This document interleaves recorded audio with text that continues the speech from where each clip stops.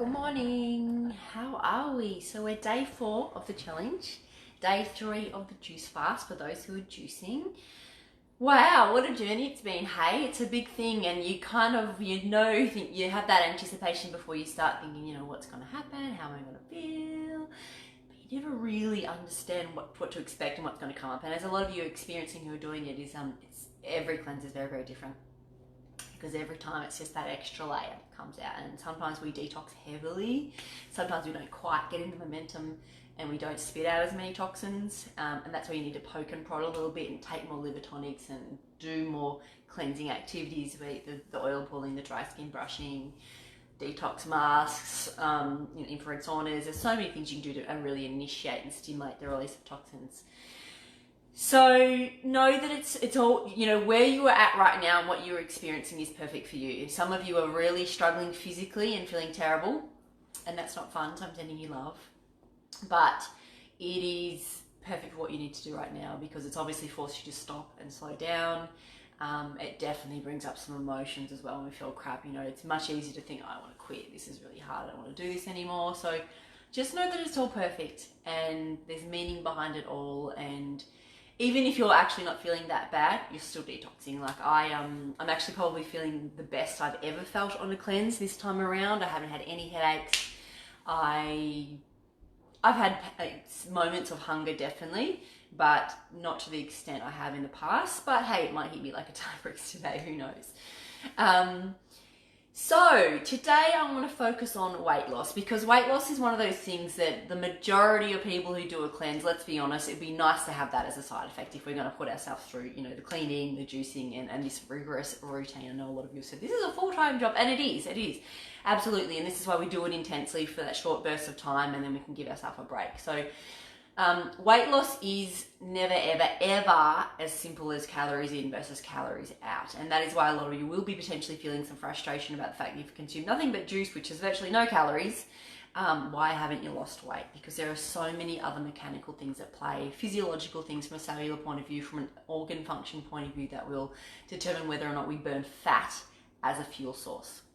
So I want to go through some of those roadblocks, because if you are feeling frustration because you haven't shifted any, these are the things that you really need to focus on in the coming months, ongoing as part of your routine, and things to do. So the first one being, let's look at the liver. Now the liver is a major fat burning organ. So your liver basically decides what fuel you burn for energy. And if the liver's overworked and got a whole lot of other stuff going on, like it's running a marathon of detoxing at the moment, and it's struggling just to keep up with that, or it's just toxic in general, and you've got quite a toxic load in your lifestyle in terms of that your diet isn't supportive and conducing of liver health, your liver will never ever preferentiate fat as your primary energy source, ever, because it takes a lot more energy to burn fat in order to produce energy than what it does to burn sugar. And sugar is the primary fuel source that our brain requires, so that's what keeps us alive. So your body's kind of like, I'm in survival mode. If you've got a lot of stress in your body, and I talk about stress a lot, stress is the motherfucker of everything and we underestimate how detrimental stress is in our lifestyle. And if you've read the Balanced Babes book, you'll see I talk about stress from a physical, emotional, spiritual point of view. Stress is not just, I'm emotionally stressed because I can't pay the bills this week, or, there's tension in my relationship. Stress is also that cup of coffee that you're having every day. Having an acidic diet, having a toxic liver, having underlying infection in your body, not, being minerally and nutritionally depleted. There's so many things that will stress the body. Anything that affects the body's ability to carry out its normal required physiological functions to keep you alive will stress the body, which puts your body into panic mode, which activates the adrenal system in the fight and flight mode. So your body goes into the defense. When you're in the defense, your body's just thinking, what do I need to do right now to stay alive? Okay, and this is why our menstrual cycle goes by the wayside if we've had long-term stress, because it's like, well, I don't need to make a baby while I'm stressed, I just need to stay alive. I don't need to burn fat, I actually just need to stay alive. So you can see the psychology, the mentality, the physiological process that occurs within your body. If your body is not letting go of fat, it's because it doesn't feel safe to, because it doesn't believe that it's going to be safe for you in the long run. So if you want to burn fat, whether you're in a detox situation or whether you're just trying to lose fat for the year overall, Your body has to feel safe and supported in order to do so. So it's making sure that your liver is healthy. Now tomorrow I'm going to be going over all the things that we need, all the simple day-to-day detoxification hacks we can do in our daily lives ongoing to prevent detoxing being such a massive shit fight when you do it. You know, you see some women are really struggling at the moment, which is normal. It's not uncommon. There's nothing wrong with these women. They're not bad. They're not more toxic than anyone else. It's just their body's going, yes, you're giving me an opportunity to really offload, so it's making the most of it and it's dumping, and of course that's just painful in the process. But if we can maintain a slow, steady release of toxins in our day-to-day life, of course, gradually over time. I mean, I've been doing these cleanses for 4 or 5 years, so maybe that's why this time around I'm kind of like, yeah, detoxing's been okay for me. Psychologically, I've still been like, I want some food, I miss my food, but physically, I've handled it fine. And it's because I've been doing these processes for years. That's tomorrow. Anyway, today, back to weight loss. So your liver needs to be healthy. And remember, life isn't designed to support your liver health in this day and age. We live in a toxic world in this day and age. We're exposed to so many more toxins and chemicals than we ever have before. There's something like 200 new chemicals produced every week. It's generational now, okay? So you're getting a build-up of toxins from your parents' parents', and it's all, you know, adding up and all these sorts of things. So we have to, you know, this is why detoxing is a non-negotiable, because a lot of these toxins are out of your control. You walk out into the environment and you're breathing pollution and smog. You can't stop that. I mean, you could walk around wearing a face mask if you wanted to. You could choose to live in certain parts of the world where the pollution is lower. There are these factors, but essentially toxins happen, and it's not about throwing your hands in the air and screaming, going, oh my God, this is the worst thing in the world. I hate this earth. It's not fair. It's being proactive in what you can do to protect your body from toxins. And that's gentle detoxification, supporting the liver, cycling on and off liver supportive supplements a few times a year, having a diet that is low toxicity, you know, and this is why a lot of people are choosing from a health point of view to follow plant-based vegan diets, because they have far less load on the liver. So that doesn't mean you have to be vegan if you love your meat, but you definitely need to be reducing your meat intake. No one should be consuming more than 1 serve of meat a day, in my opinion. Some people are more have the ability to digest and break down meat more effectively, so it's less of a load on the digestive system. But essentially, meat is very congestive. It takes a lot of energy to break down. It comes with its own toxic residue, because, and even if you're eating all organic toxins, sorry, all organic meat, they still have toxins of their own from dealing with infections. I was actually good friends with an organic farmer, and he said, he was an organic chicken farmer, and he said that it would actually horrify you. He said he would rather eat a chicken that's not organic, because the organic ones, he was talking about basically the infection rate, and they die a lot more because they're not treated with the antibiotics and all those sorts of things. So there's a lot more carcasses and stuff like that. And chooks are kind of feral, so chooks are just eating each other, and yeah, there's all this stuff he was explaining to me. So look, you know, sure, eating organic is good, but there's a lot of things you don't know about farming that happens and stuff like that as well.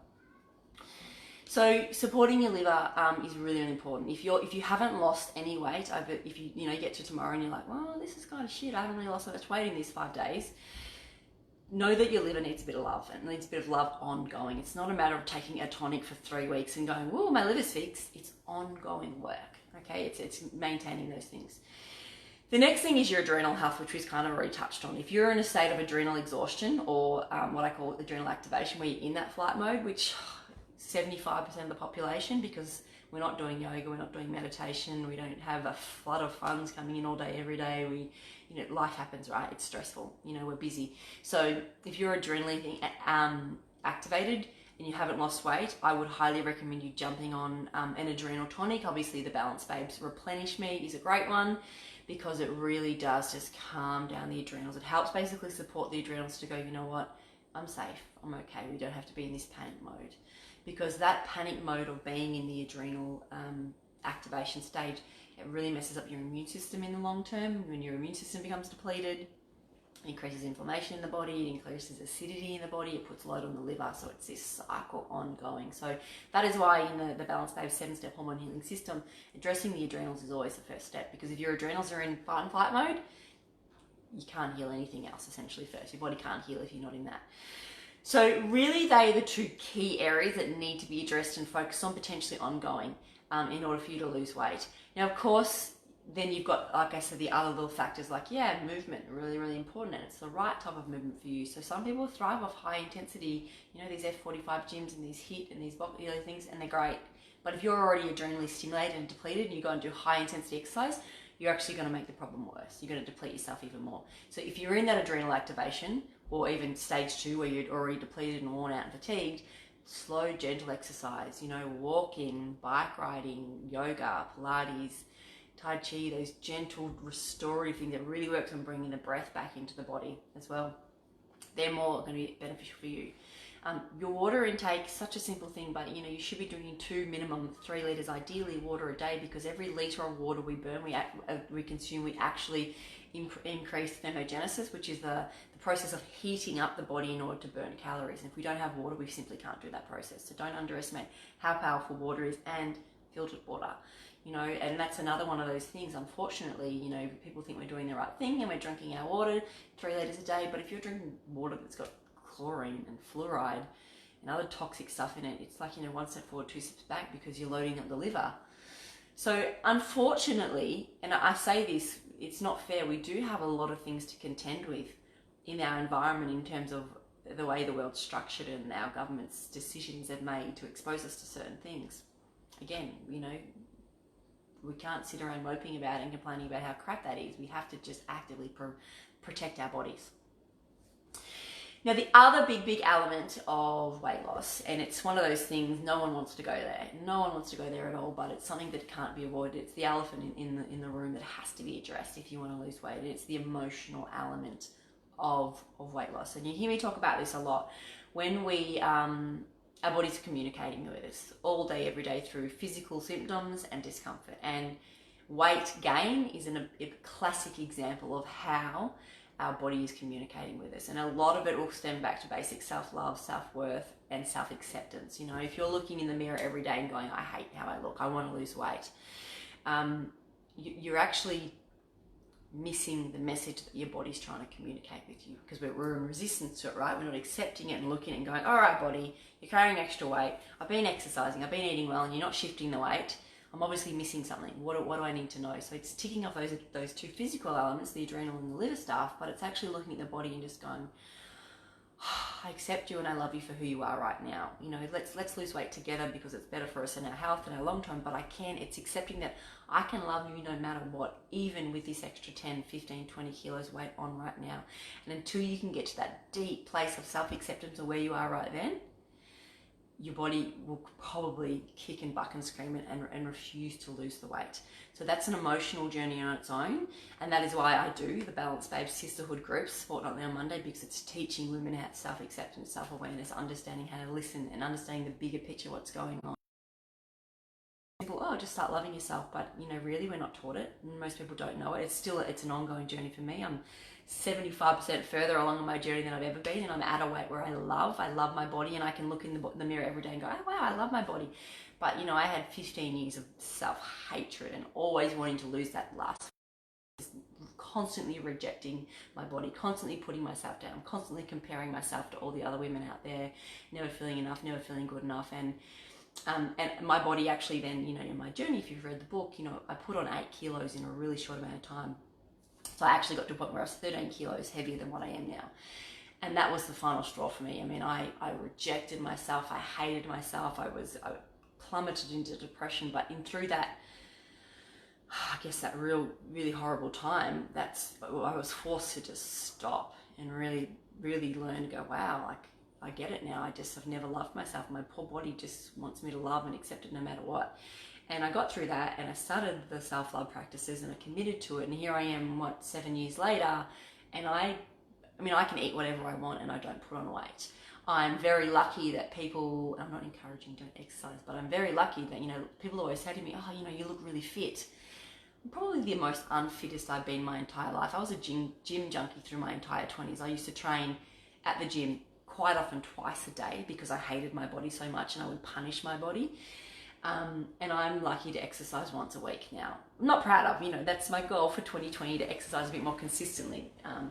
But it just goes to show that the self-love work that I do trumps the physical stuff.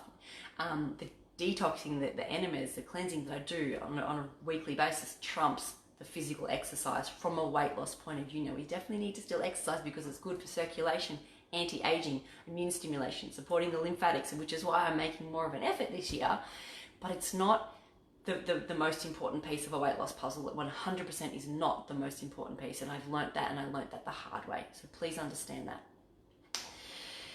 So other sort of weight loss hacks that we need to be doing in unison is, we've got the self-love, we've got the liver work, we've got the adrenal stuff, we've got the water intake, we've got eating the diet that is right for you. And this is a process in itself. It took me years to really understand that being predominantly plant-based minus my cheese addiction, which I haven't had cheese since December 31st. So I'm doing great guns. I don't even know what date it is. Like, I haven't really been in proper work mode. So what is the date today? Like 8th? I have no idea what date it is. And also sugar as well, which has been things. So I've been working through the emotions that are coming up and not being able to rely on that as I'm bored, I'll just eat some sugar. I'm bored, I'll just make a cheesy pizza. So it is a journey. This entire thing is a journey. And, I want to stress more than ever, like, there is no quick fix. Like, there just isn't. And I spent my whole life searching for that quick fix. I really did. I wanted to just go on a crash diet and lose weight. I'll be fully honest with you. The first time I did something like this, like a 5-day challenge with 3-day juice fast, I did it because I wanted to lose weight. I didn't do it because I wanted to correct my health. My motivation was always vanity. I want to lose weight. I want to look better in the mirror. And I learnt the hard way, like I said, all this long, and I'm at that point. It's been a journey. It's been a long-term process. It doesn't mean it has to take you years to lose weight. Absolutely not. You can lose it very, very quickly, but you have to have all those ducks in a row. You have to be addressing all those elements. So, this is why, again, I do the one-on-one work I do with women, because it's not about, some people are lucky enough they can Google a diet and then go, oh, I'll follow that for 3 weeks and lose the weight. And some people do. And they're the people that don't have that emotional attachment. They don't have the deep healing, the wound healing, lack of self-love. But for a lot of people, they'll either Google a diet, start that, get a diet plan from a nutritionist or a dietitian or whatever, follow it, and either just don't lose the weight, their body doesn't respond, or B, they can't maintain it. They can't stay motivated enough to stick to the eating plan. They fall off and they self-sabotage. And so that's why I do the Balance Me program, the 3 to 4 month program, one-on-one with women, because we're addressing the emotional stuff as it comes up. So look, I think that's really the majority thing I wanted to really get through today about weight.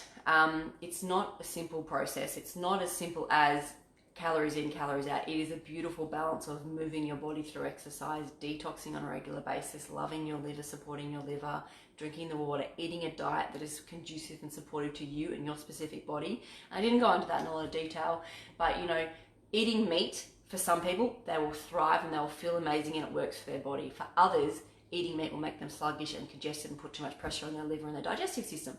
No one can tell you what is right for you other than yourself, and it's a process of elimination, experimentation. So my beautiful ones, biggest love. Hello Hannah, how are you, darling? Biggest love to all of you who have taken on this challenge. Massive, go do it. You can do it for anyone who's been watching and is tempted to go do this process. Obviously we did it as a group through these 5 days, but yes, there's no time like the present to do this program. I'm still going to be in this group daily, supporting you and answering your questions. So check it out if you haven't already. You will have seen some people sharing uncomfortable moments, and there will be potentially uncomfortable moments for you, but it's 3 days minimum juice fasting, 5 days clean eating. You can do it, and your body will thank you and love you for it, and it will really set you up on the steps to start that process. When we cleanse the colon, which is a big part of what we're doing with the juice fast, we really do just wipe the slate clean, more or less, so that our body can actually start to heal. The liver can start to, detox. Inflammation can go down. It really does reset the metabolism. So it is a non-negotiable, really, for hormone balancing, for healing, for weight loss, for all those beautiful things. So big love to you all. Have an amazing day 3 of juicing, and I look forward to interacting with you later.